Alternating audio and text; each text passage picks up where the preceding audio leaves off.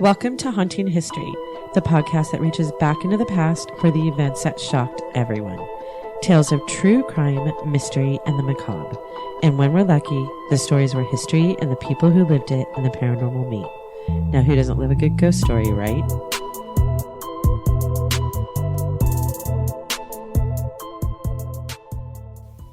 Welcome back to Haunting History Podcast. I'm your host, Kat, and joining me this week, as always, my co-host extraordinaire, Haley. Hi. So last week we did some shout outs to some of our Instagram followers, and I want to do that again, especially to the people who comment and respond. And it's so amazing when people listen and then have their opinions, even if it's different than ours. So I want to thank Marty Melville. She always listens and then tells me what her opinion is and what she thinks and gives me more to look at. And I love that. I wanted to give a shout out to Thomas Fox, who said he is our new stan.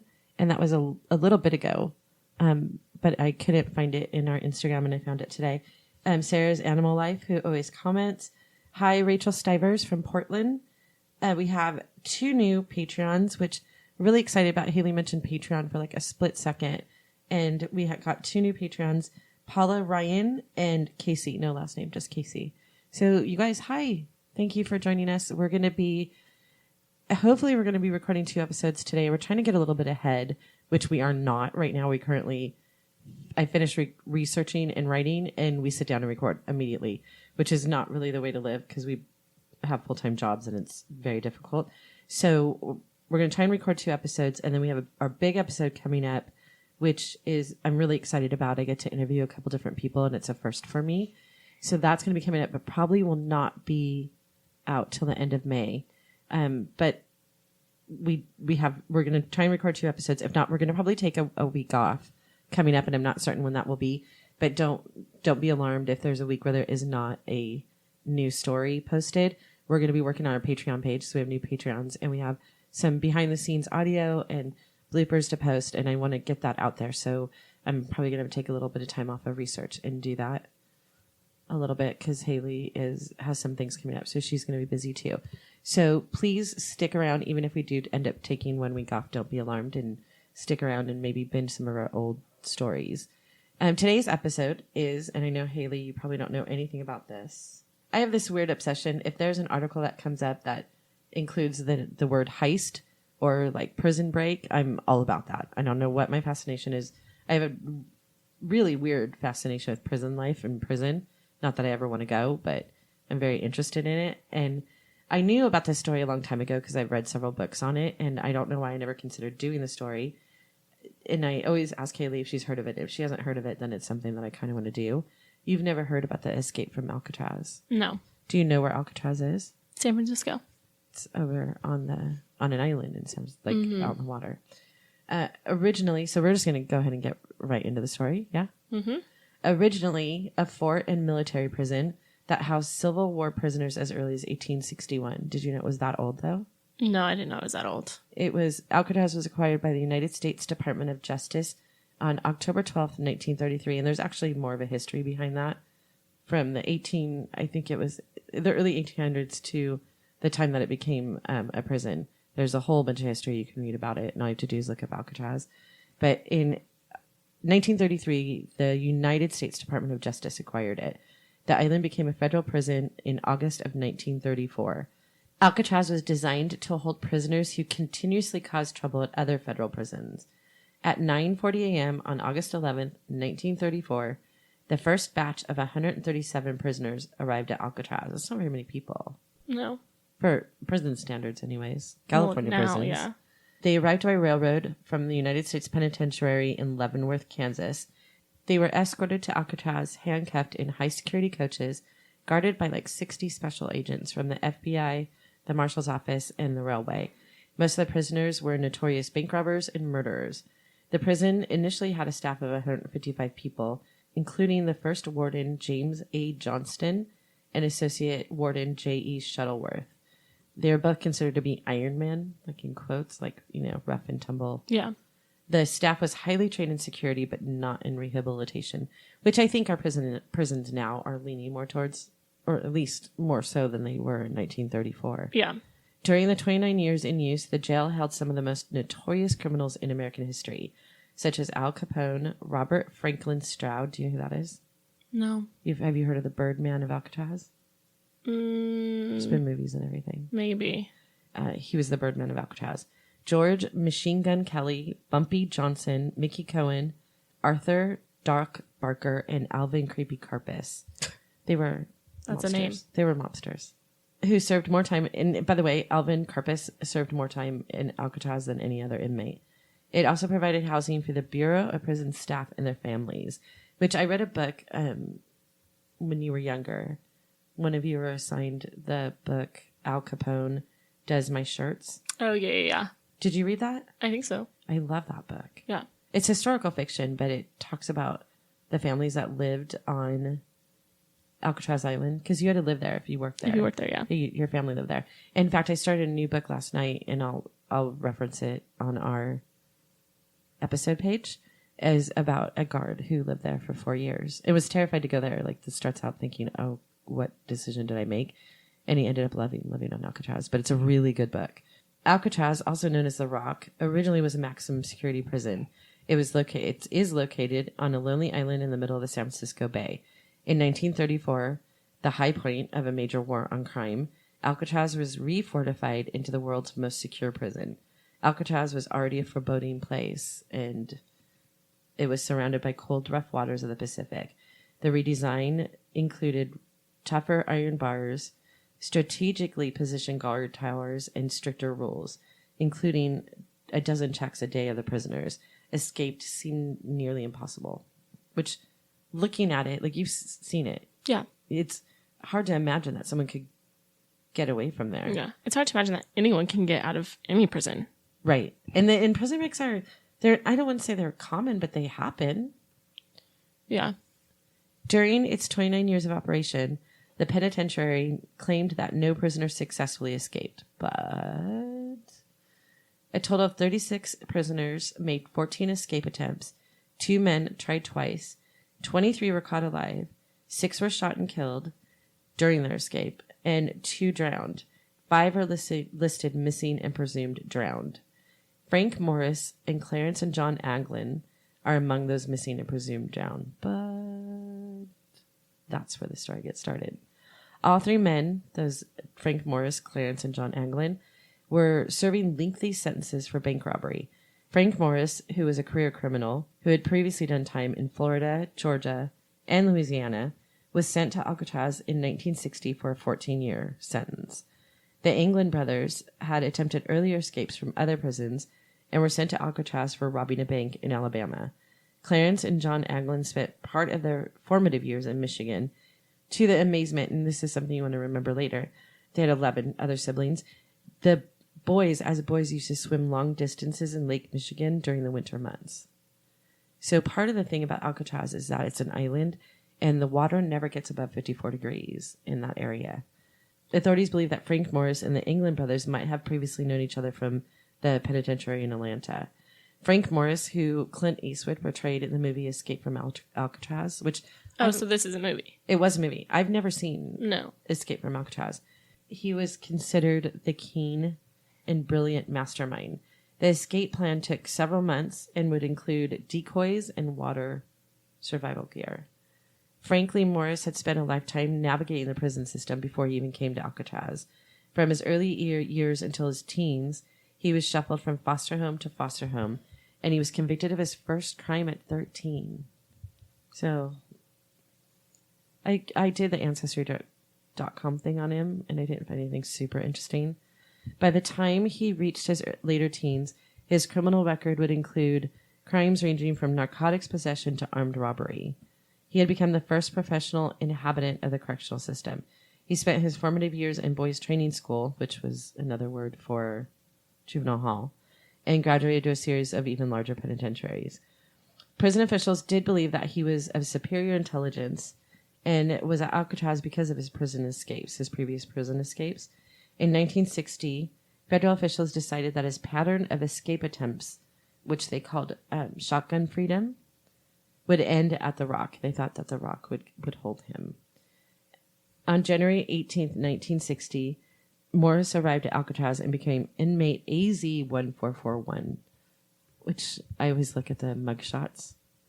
He's not a bad-looking man. Frank's accomplices in this escape were equally well acquainted with the dark world of organized crime. Brothers John and Clarence Anglin were also serving sentences at Alcatraz for bank robbery.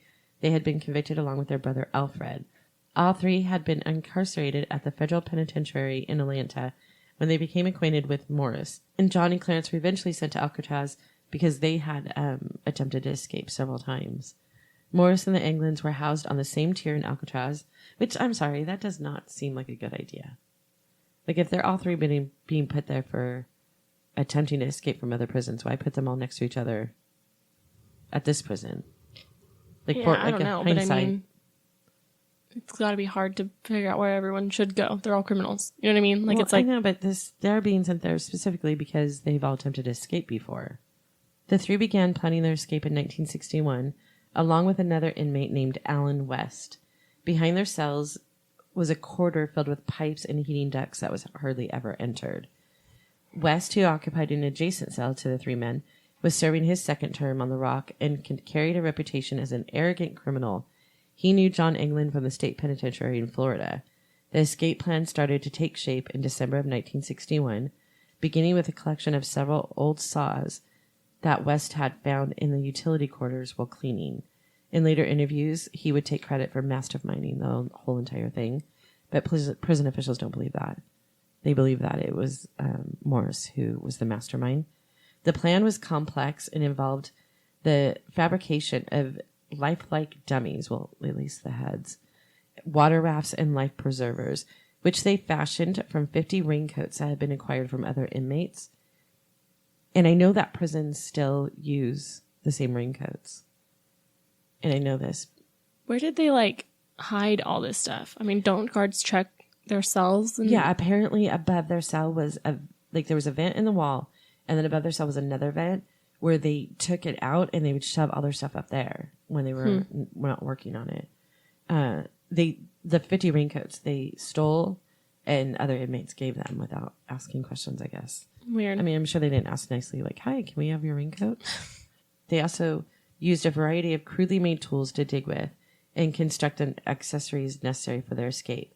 By May of 1962, Morris and the Anglins had already dug through the cells, and it was the vent in the cell was 5.5 inches by 9 inches. And what they did was they took the vent off. Well, they could leave the vent on for a part of it, but they started to drill holes around it to weaken so they could basically take the vent off and then kick out the cement. So it wasn't super visible for like the guards to be able to see because they didn't cut out the cement around the vent. They just started poking holes so that when they were ready, they could kick it out because it was... Do you know what I'm saying? Yeah. Do you get what I'm saying? Yeah. During every hour, the prison hosted like this music thing. And so that's the time that they used to poke the holes. So for like an hour a day, they would sit there and poke holes to make... And all four of them were doing it. Alan West, the Anglin brothers, and Morris were all doing this to their vents. They used the noise from the music hour to masquerade the sound of them chipping away at the wall. They used cardboard cutouts to cover the holes, like around the vent, so that it didn't look like they were doing anything because it was fully visible from outside the cell. The inmates alternated shifts with one working and one being on lookout. They would start work at 5:30 and continue until 9, just before the lights out. Meanwhile, John and Clarence started fabricating dummy heads. They even gave them pet names, Oink and Oscar. Their heads that they made out of a mixture of cement powder and soap and toilet paper. They were basically paper mache. Yeah. Paper mache heads. They were decorated with flesh tone paint from prison art kits. And then one of them worked in the barbershop, so they had access to real hair. Yeah. So they cut, I know, isn't that? It's just hair, but it grosses me out so completely. They glued hair on the heads to make them look really lifelike. They looked decent, and I'll post pictures also. I guess I have this like idea that prisoners are monitored like hawks. Like it blows my mind that they I think were able to do all of these things. Walk up and down in front of the cells, but you know, there's they're in there, they're writing letters, they're reading books, they're sewing, they're doing whatever. So they just happen to be working on shit that was going to help them escape. And yeah, I don't know. You would just think that somebody would notice, like, this is weird. Which part? Why are you making mannequin heads? Yeah, see, I don't think that they probably didn't have that visible. I guess, but that's what I mean. I assume that they're like being hovered over all the time. Yeah, no, I don't think so. Using glue stolen from the glove shop, the inmates also started working to cut and bond the raincoats into a makeshift raft and to make life preservers. Each evening, following the completion of their self-imposed work detail, they would hide the materials on top of the cell block to minimize any chance of being caught with the contraband materials. The inmates also acquired an elaborate array of handmade tools. West was able to lift an electric hair clipper while he was working on paint detail in the barber shop, and he used the clippers along with drill bits stolen from the industrial where they worked there to fashion a makeshift motorized drill. But the motor was too small, and then he got lucky, and there was a vacuum that needed to be broken, and he offered to try and fix it, and he found that there were 2 motors inside the vacuum. So he took one of the motors out, fixed the vacuum, and then used that motor to make the drill that they used to drill the holes. They also used spoons. They used whatever they could find. After months of long preparation, the inmates had completed fashioning all the gear they needed for their escape. They then continued to work on loosening the ventilator grill on top of the cell house. John Anglin carefully completed a valve assembly on a large 6 by 14 foot raft, while Morris modified an accordion-like musical instrument, which he was used to rapidly inflate the raft. But while the others had progressed well in their various preparations, West had fallen behind on digging out his ventilator grill in his cell. His primary role had been to construct the life preservers and special wooden paddles for the rafts, tasks that didn't require him to leave his cell. On the night of June 11, 1962, Morris indicated that the top ventilator was loose enough, and he felt they were ready to attempt their escape. So how many years did they prepare for this? From December, I want to say it was from December of 1961. They started planning it in December of 1961. By May of 62, they had already been digging the hole. So it took them a while. At 9:30, immediately after lights out, the men placed the painted dummy heads in their beds and then shimmied out of the holes they had dug in their cells. Like, you think of a grown man. These were not little men. Mm-hmm. They turned a 5.5 by 9 inch vent into a hole big enough for them to squeeze out of. Yeah. Each one of them. Then this is what happened. Allen, who had been doing the life preservers. Yeah. Out of the raincoats. Which, by the way, Popular Mechanics magazine had shown them how to do aspects of the life preservers and the raft. So they had magazines in the prison that helped them ultimately. Gave them these ideas. Right. That night, because Allen hadn't spent a lot of time on his vent, he couldn't get through his wall.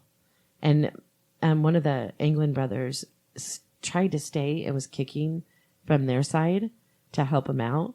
But they didn't have a lot of time to do what they had to do. Mm-hmm. So they had to leave him there. Yikes. Poor thing. Don't feel bad for him. He ended up taking credit for most of it. The Morris and the Anglins couldn't afford to wait, so they proceeded with the escape without West. When they retrieved the raft and the other materials they had hidden on top of the cell block, they ascended to the roof. The inmates made their final 30-foot climb up the plumbing to the cell house roof, went across 100 feet of rooftop, and carefully maneuvered down 50 feet of piping to the ground near the entrance to the shower area. The trio then climbed over 2 barbed wire fences, still unnoticed by the guards, and moved to the shoreline to inflate the raft. It was shortly after 10 p.m. when the men entered the waters of the bay and disappeared into the foggy night. This would be the last anyone ever saw of Morris and the Anglin brothers. See, that's what what shocks me about this too is, like, how did someone not see? Like, I feel like there's guard towers that watch over the outside of the prison. They do, but Alcatraz has been described as getting so foggy and so misty that you can't see your hand in front of your face. Jeez. So their disappearance wasn't discovered until 7 a.m. the next morning when the alarm went off for breakfast. And it wasn't even like a big deal. Like, the 3 of them didn't wake up. There were times when the prisoners didn't wake up. Mm-hmm. So someone went back and was like, wait, the the brothers and Morris aren't awake yet. So one of the guards reached through the bars and tapped John Anglin's head, or what he thought was John Anglin's head, and it rolled off the bunk and hit the floor. Ew. Can you imagine that prison guard? He probably screamed like a girl. Maybe. I mean, I know I would. Yeah. So that's when they knew that they were gone. In a later interview, West said that their plan had been to use a raft to make their way to Angel Island. After resting, they would re-enter the bay on the opposite side of that island and swim through a waterway called Raccoon Straits, and then go on to Marin County. And there they would steal a car, burglarize a clothing store, and then venture out on their own separate directions.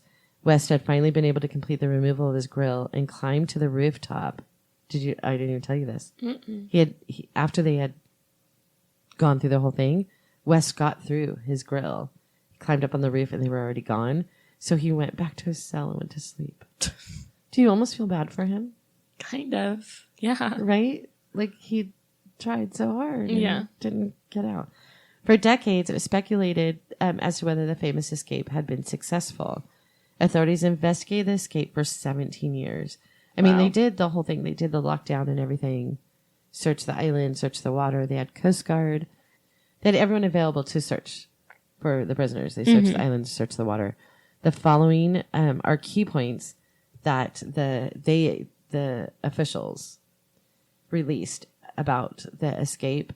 They cast doubt on the success of them surviving. They said that the formal plan that they had gotten from West, because, he pretty much sang like a bird, was to steal a car and then perpetrate a burglary at a clothing store. No reports of any such crime were filed in Marin County within a 12-day period. So they say that didn't happen. Sources reported that these three men had neither friends nor relatives with the financial resources to come to San Francisco and assist in their escape. It would have cost thousands of dollars to put a boat in the bay night after night, waiting for the one night when the escape actually took place. There would have been no way to communicate with outside contacts in order to confirm the date of the break and kind of plan it out. They said critics on the other side of the debate claimed that the fact that there were no bodies found was proof that the inmates had successfully made it to the mainland. But the reality is that it was fairly common for people who perished in the bay never to be found. And then, in fact, on the night of the escape, an African-American gentleman named Seymour Webb was despondent over a failed relationship. He left his car in the middle of the Golden Gate Bridge and jumped to his death in front of numerous witnesses. And then, despite the quick response from the Coast Guard, his body was never found.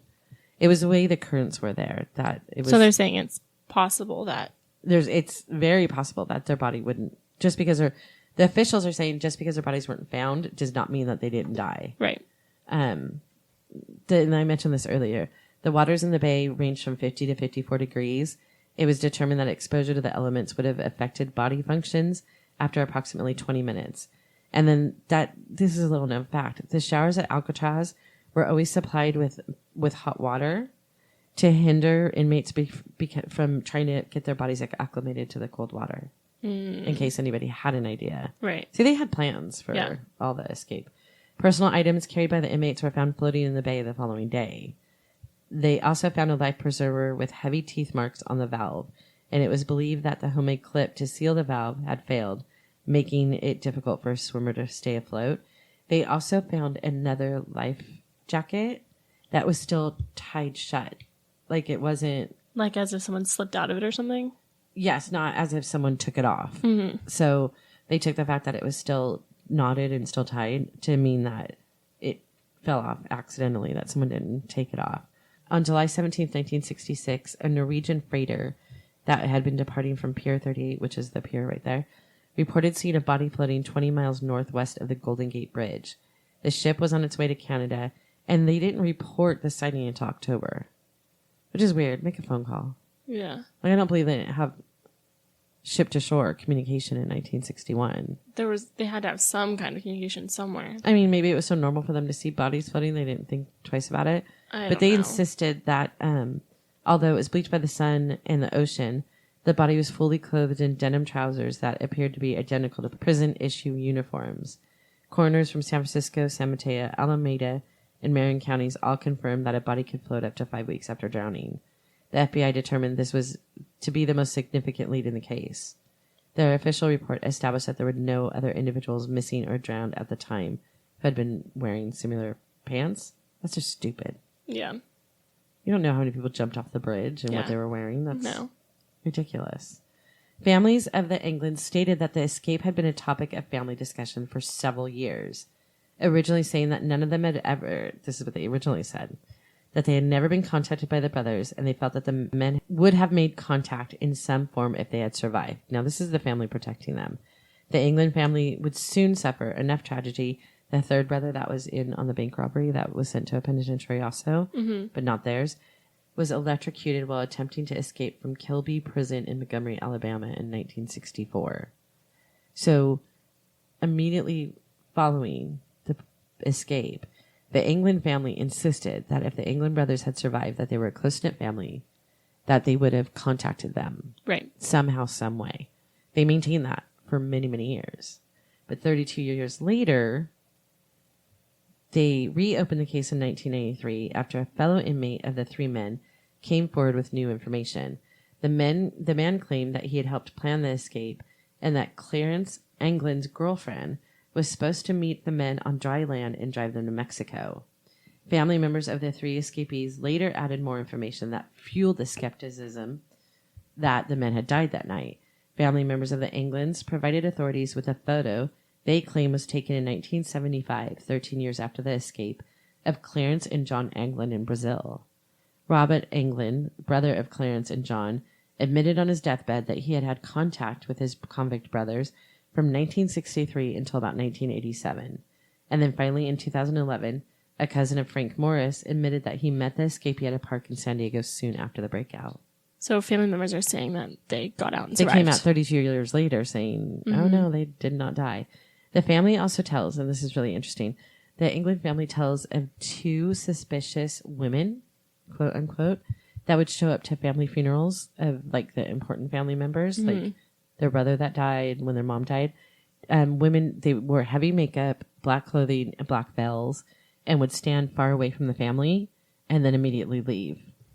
So they kind of always thought that those were the Anglin brothers dressed up at the family funerals. In 2015, new leads were presented by the Anglin family. Now they're suddenly cooperating with the authorities. They claim that not only did the brothers survive the escape, they were alive and well up through at least the mid-70s and may still be alive today. The evidence is offered up by the Anglin's nephew, David, 48, and Ken Widner, 54, who are featured. There's a Alcatraz Search for the Truth, a History Channel special. The Anglin family sat on the leads for years because they say they were spied on and harassed by the FBI for years. So they wouldn't. So this is like the third generation from those men who are saying that not only did they survive, but they survived well. They want to see the case solved. They said that combined with the cockiness of the Alcatraz officials, that they were inspired to come forward. First, I guess, aside from the funeral thing, there were Christmas cards that were signed by Clarence and John Anglin's name and delivered to their mother during the 3 years after their escape. They always arrived without postage. Their mother also received flowers for years after the escape, never with a card or information of who they were from. The family finally let investigators dig up the remains of their brother Alfred, who the one that had been electrocuted. To get his DNA because they had discovered a set of bones that washed ashore in San Francisco in 1963. The FBI and the prison officials had said that was the bones of one of the escapees. Had always claimed that it was. Well, they had investigators dig up their brother and do a DNA, the brother of the brothers, do a DNA, and it doesn't match. So it wasn't the Anglin brothers. I mean, it still could have been Frank Morris, but it was not the Anglin brothers. Boston crime boss Whitey Bulger, who met the future escapees in Alcatraz, he wrote in a letter to the nephew Ken Widner that he had instructed John and Clarence on how to navigate bay currents and dropped a key piece of evidence about being a fugitive. He taught them that when you disappear, you have to cut all ties. He told me in a letter, this is the mistake that I made. He told me these brothers undoubtedly had done exactly what I told them to do. So he believes that they survived. Yeah, he thinks that they survived based on the advice that he gave them. Yeah. What's fascinating to me is that this all happened in 1962. Is that it's still going on today. I mean, how many years later? 50, 70, almost 60 years later. This story is still has some life in it. In January of 2018, CBS San Francisco published a portion of a letter addressed to the FBI and told an altogether different story. The letter claimed that the criminals had been at large since 1960. The letter said, "My name is John Anglin. I escaped from Alcatraz in June of 1962 with my brother Clarence and Frank Morris. I am 83 years old and in bad shape. I have cancer, and yes, we made it that night, but barely." So someone sent that letter. The letter was sent to the San Francisco Police Department's Richmond station in 2013 also. The broadcaster reported, but had been kept under wraps during a long investigation. An FBI laboratory examined the letter for fingerprints and DNA and analyzed the handwriting within, but the results were inconclusive. So it means yes and it means no. It leaves everything in limbo, they say. In the letter, the writer explained that he was the last living member of the trio, and that his co-conspirators, who died in 2005 and 2008, he offered a deal if authorities announced on television that he would receive a single 1-year sentence in which he could have his medical treatment he needed. I will write back to let you know exactly where I am. This is no joke. This gets me. The FBI did no such thing and insist they repress the letter. Why? I don't know. Because they want to believe that someone can't get out of their prisons? He's 83. I don't know. He's 83. Who cares? Write him back and say, you don't even have to go to prison.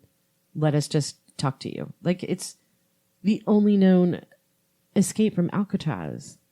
I mean, I guess they don't. Yeah, but they don't care. They're just mad that someone got out of their prison. I guess, but the story.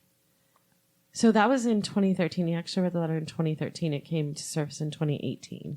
So if he was in bad shape and he was 83 then, he's probably not alive anymore. Probably not. That's unfortunate. And he was the last one. He was the last one. He said that his co-conspirators died. The intriguing mystery of this escape is still being explored decades after the fact.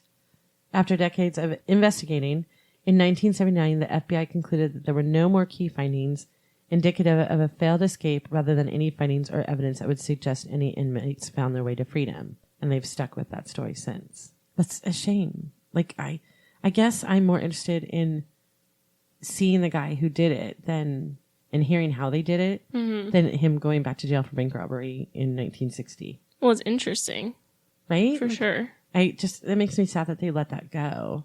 I mean, for all we know, it's the FBI. They could have went and met with him, shook his hand, and just said, "Okay, bye." Okay, we're done. Yeah. Yeah. For all we know, like, what's the statute of limitations on bank robbery? Probably not 60 years. I mean, they couldn't put him back in jail at this point anyways. And he was offering to go to jail for a year. Yeah. As long as he still got his medical treatment. A little known fact about the Great Escape from Alcatraz is that initially there were 6 of them that were supposed to escape.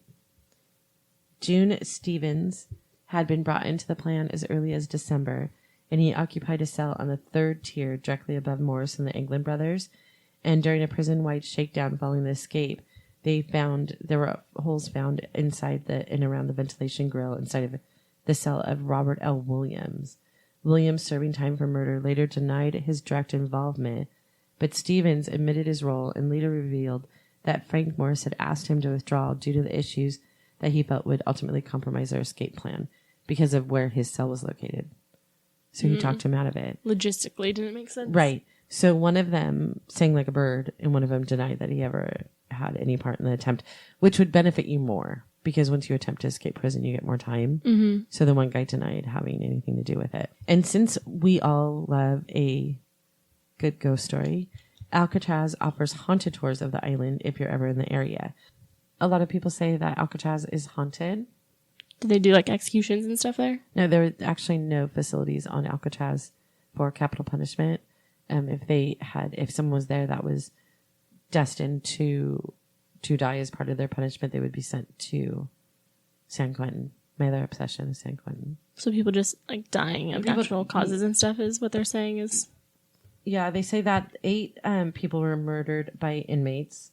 5 men committed suicide and 15 died from natural causes. And the island has its own morgue, but no autopsies were performed there. And if any of the inmates were deceased, they were sent to the mainland and released to the San Francisco County Coroner. But that doesn't stop people. I mean, people died there. One of the stories is that cell 14D is one of the cells that prisoners were sent to as punishment. Visitors often report feeling coldness enveloping the room, like more than one spirit is still present there. In the 1940s, a man actually did die in cell 14D The guards found him strangled on the floor of his room. Rumor has it that the night before his death, he kept screaming that a creature with glowing eyes was trying to kill him. If you go there, take a walk through cell blocks A, B, and C. This is where Alcatraz visitors frequently hear crying and moaning.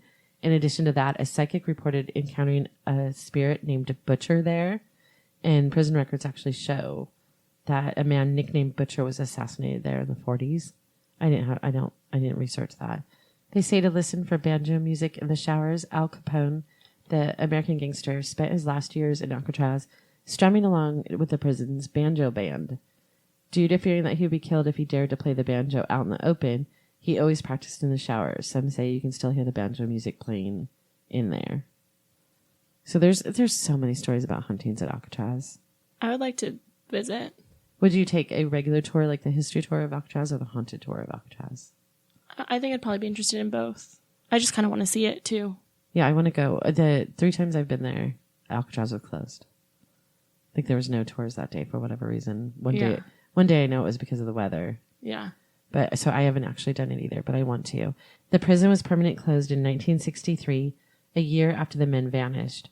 Today, it plays host to more than 1 million tourists each year, often drawn to the site by the story of the escape and the chance to witness one of the spirits left behind on the rock. Thank you for listening to this episode of Haunting History Podcast. We love hearing from you, so please be sure to like, follow, and comment on Facebook, Instagram, and Twitter at Haunting History Podcast. And don't forget to subscribe, rate, and review wherever you listen to all your favorites. Also, you can join our Patreon site for exclusive content, upcoming contests, and information only available to our Patreon members. Visit our website at huntinghistorypodcast.com for more information on each episode and links to our Patreon page and all the social media platforms. Until next time, I'm Kat, and remember, the living are far scarier than any ghost.